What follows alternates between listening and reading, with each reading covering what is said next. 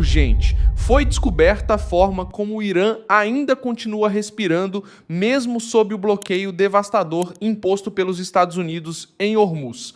O que vinha sendo tratado por muitos como um cerco quase total, agora revela uma brecha estratégica no norte, por onde o regime tenta manter parte da sua sustentação, logística, comercial e operacional. Em vez de depender só da passagem mais vigiada do planeta, Teherã passou a se apoiar em uma rota menos exposta, ligada à Rússia, para ganhar tempo e evitar um colapso mais rápido. Isso mostra que a pressão americana em Hormuz atingiu em cheio o coração da estrutura iraniana, mas também expôs o caminho alternativo que ainda mantém o regime de pé em meio a uma crise cada vez mais sufocante.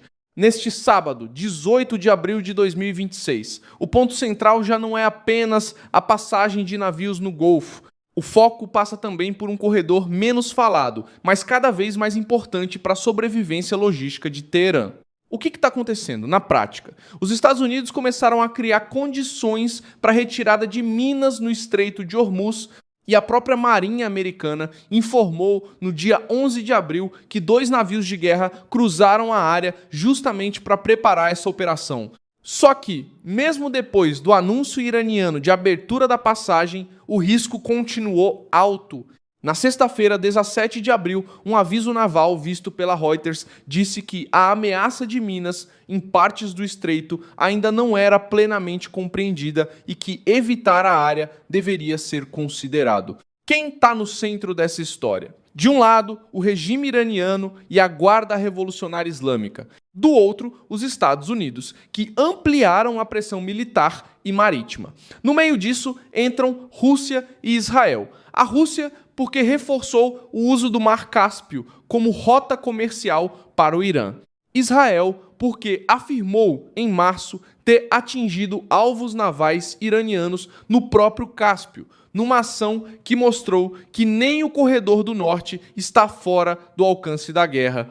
E por que isso importa tanto? No sul, o Estreito de Hormuz continua sendo o ponto mais sensível do planeta para energia e comércio. Mas no norte, o Mar Cáspio ganhou peso porque virou uma saída de emergência. Quando Hormuz trava, encarece ou vira ameaça constante, Teherã procura outro caminho para manter fluxo de carga, alimento e sustentação econômica. Foi exatamente isso que a Reuters mostrou em março. Empresas russas retomaram exportações de grãos ao Irã pelo Mar Cáspio, e essa rota passou a ser vista como a mais segura para o comércio com os iranianos depois do fechamento de Hormuz. Como esse corredor funciona? Ele não substitui totalmente Hormuz, mas compra tempo para o regime. 5 navios estavam sendo carregados no porto russo de Astrakhan com cerca de 22.600 toneladas de grãos, enquanto outros 9 aguardavam descarga perto da costa iraniana, segundo a Reuters. Isso mostra uma verdade dura.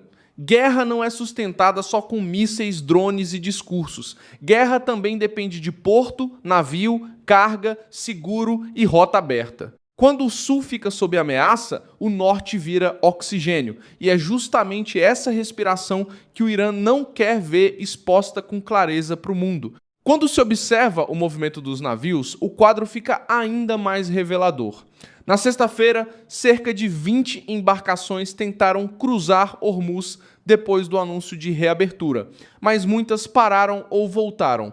Isso mostra que o medo continua real. A passagem até pode ser anunciada como aberta, mas segurança de verdade ainda está longe de estar garantida. E é nesse vazio entre o discurso e a realidade que o regime tenta ganhar margem, impondo coordenação com a Guarda Revolucionária Islâmica e criando faixas que o próprio Irã chama de seguras. Por que essa rota ligada à Rússia incomoda tanto? Porque ela reduz, mesmo que de forma parcial, o efeito imediato do cerco marítimo no sul. Se Hormuz é a jugular visível, o Cáspio é a veia escondida. Não resolve tudo, mas impede o colapso rápido. E isso explica por que Moscou reagiu de forma tão clara quando a guerra encostou ali.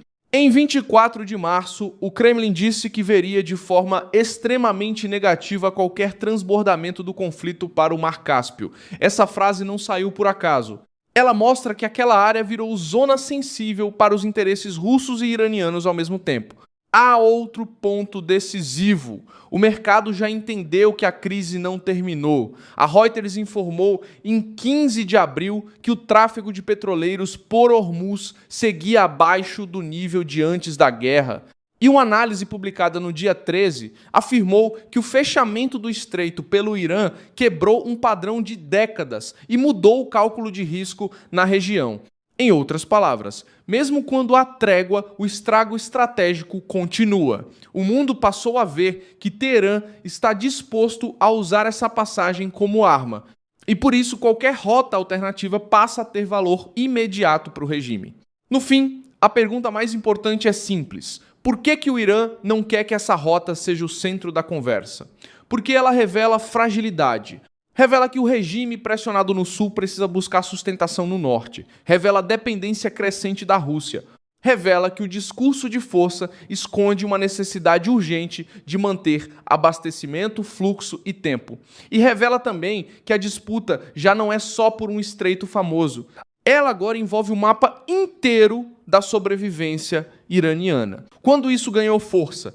Nas últimas semanas, com a guerra se espalhando e com a retomada russa das exportações pelo norte. No fim, o que veio à tona é grave para o regime e revelador para o mundo. A forma como o Irã ainda está respirando já não é mais um segredo. Mesmo com um bloqueio pesado dos Estados Unidos em Hormuz, Teherã tenta sobreviver usando uma rota paralela para manter fluxo, abastecimento e conexão com seus aliados. Só que, uma vez descoberta, essa válvula de escape deixa de ser vantagem silenciosa e vira ponto de pressão. E é exatamente aí que o cenário muda. O regime iraniano continua vivo, mas agora respira com dificuldade, sob vigilância e com cada vez menos espaço para esconder de onde vem o oxigênio que ainda impede sua asfixia total.